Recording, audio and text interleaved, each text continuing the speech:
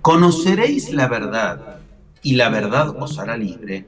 Así no sirve, no funciona. Cualquiera lo sabe. En las familias, yo soy psicoanalista, está plagada de cuestiones donde todos saben la verdad, pero no se pueden liberar. La verdad es que el tío tal robó, pero no se pueden liberar del tío tal ni de los efectos de que el tío tal robó. Lo que Cristo dijo es, de una precisión tal que merece el respeto de que 2000 años después, tal vez por primera vez, se lo escuche como Él lo dijo y no como nos dice la Iglesia que lo dijo. Porque Cristo dijo, conoceréis la aletheia y la emuná os hará libres. Un momento, me pongo de pie. Eso es una persona que tiene muy claro de qué está hablando.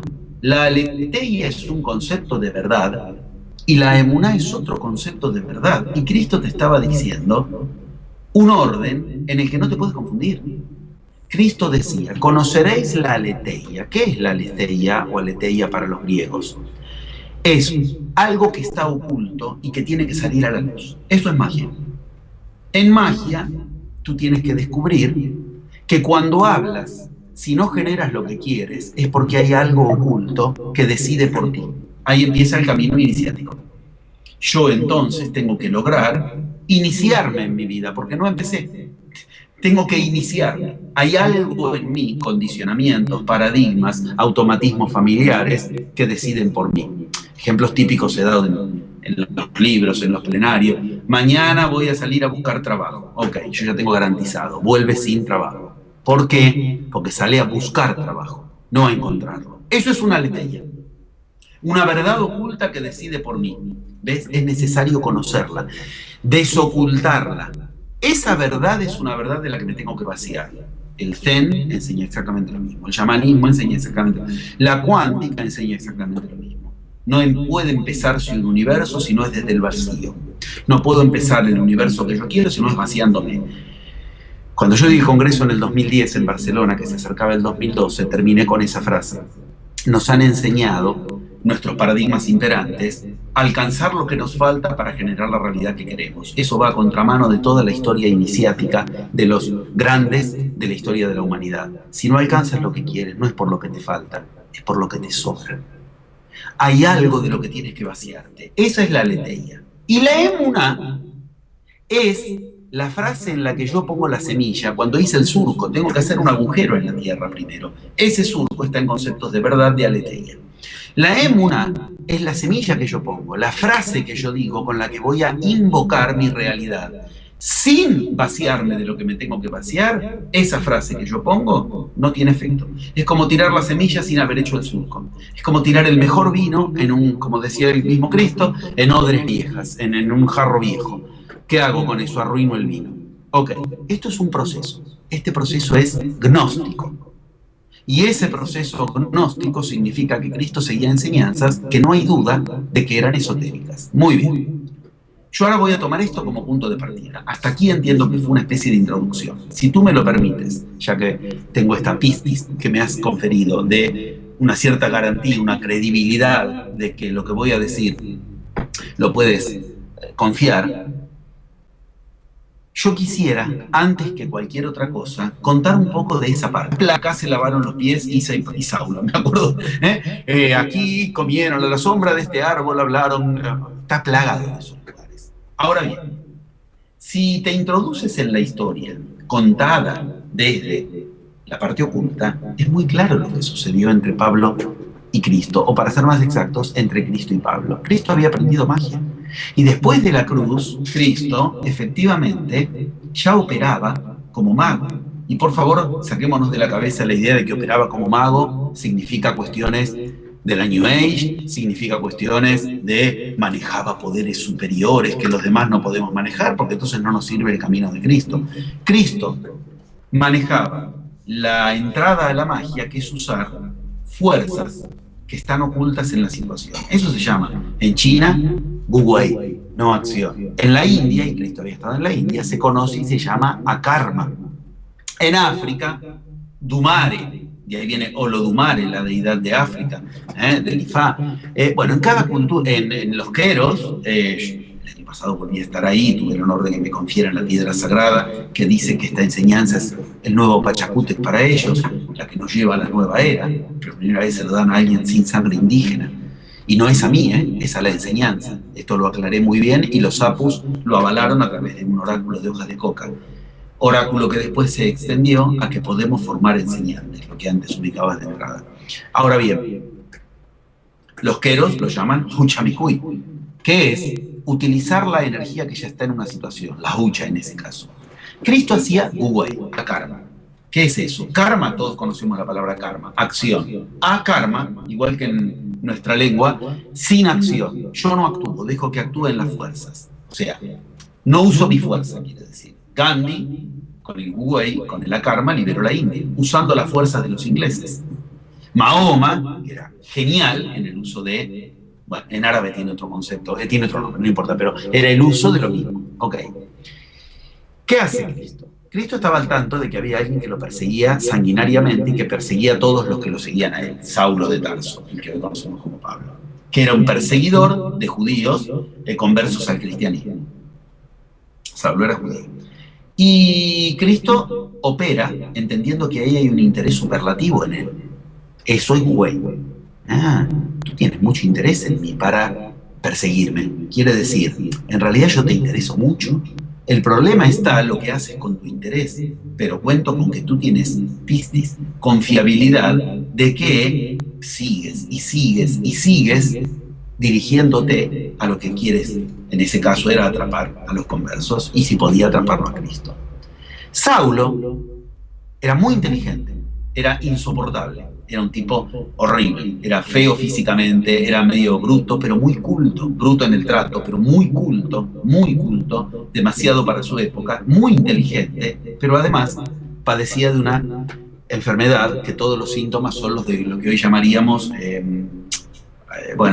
que son luminarias que se te presentan, epilepsia, luminarias que se te presentan y te dejan en un estado de una convulsión mental enorme. Eso se te presenta previamente con luminarias, ves luces. Y después de lo que ves ya no sabes si estás despierto o dormido o qué. Él lo comenta en sus cartas. Y él comenta que sentía un aguijón que le pinchaba, cuando esto es muy común, los pinchazos en la epilepsia, etc. Bueno, ahora bien, lo que hace Cristo es magnífico.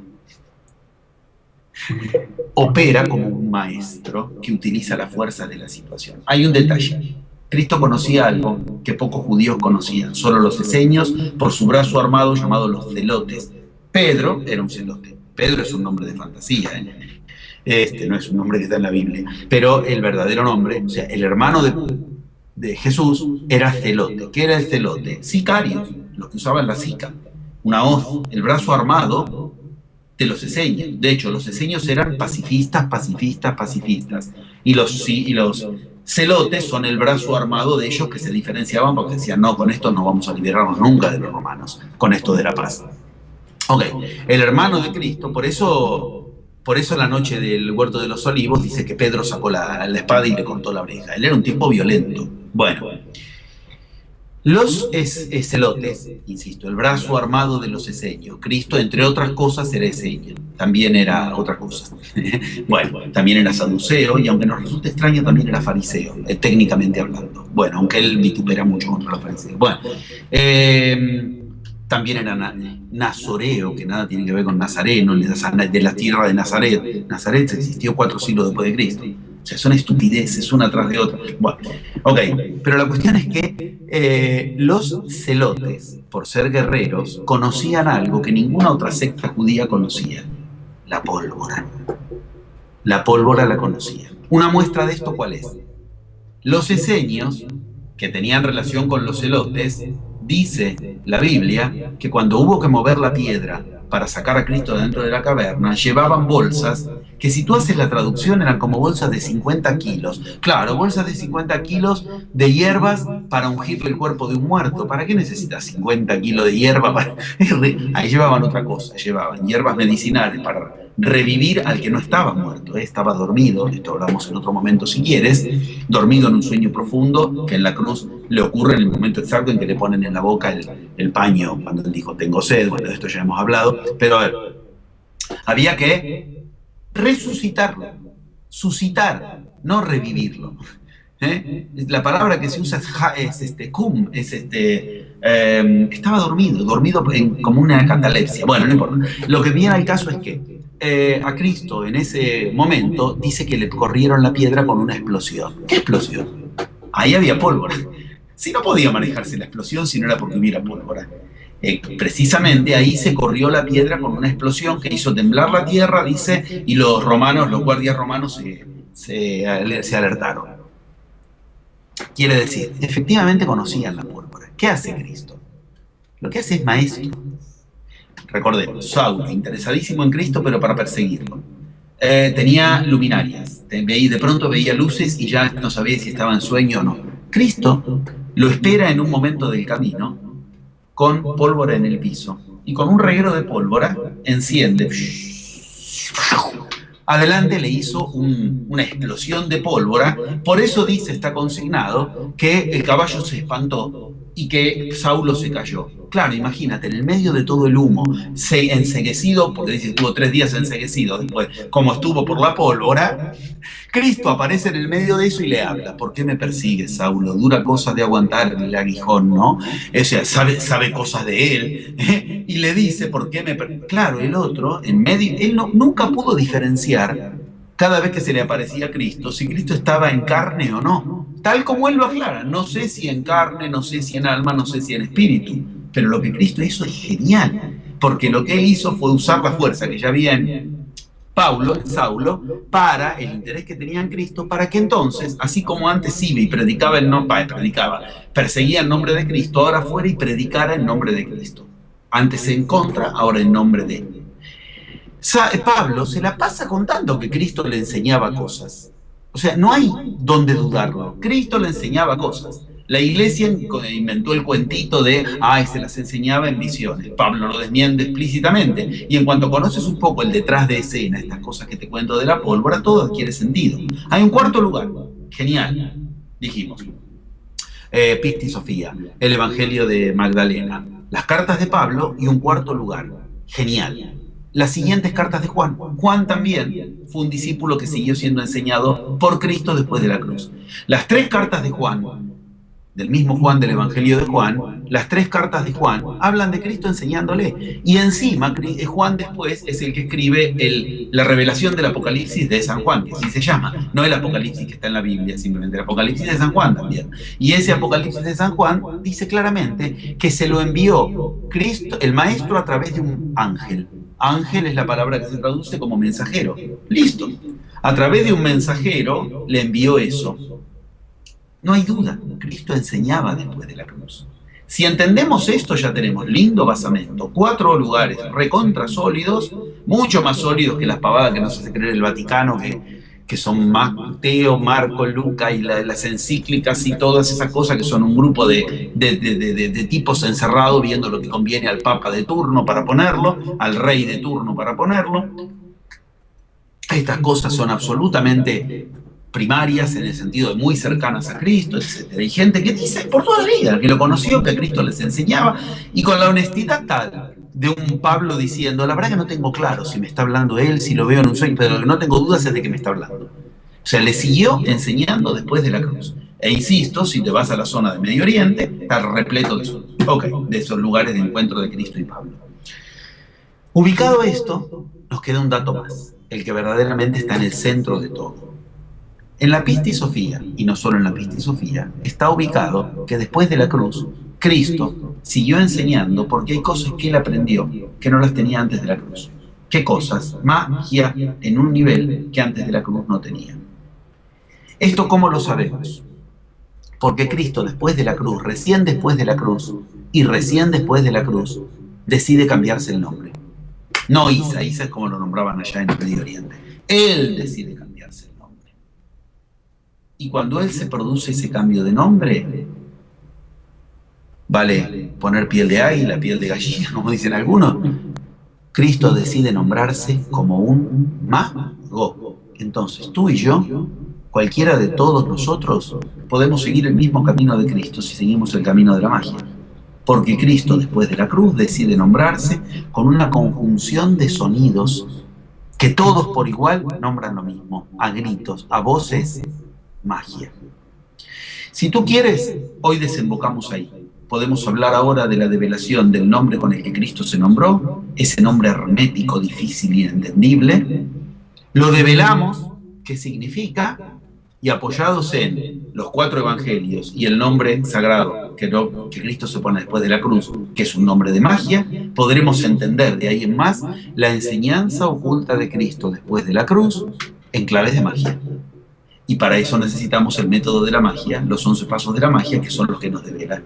¿En qué consisten esas claves?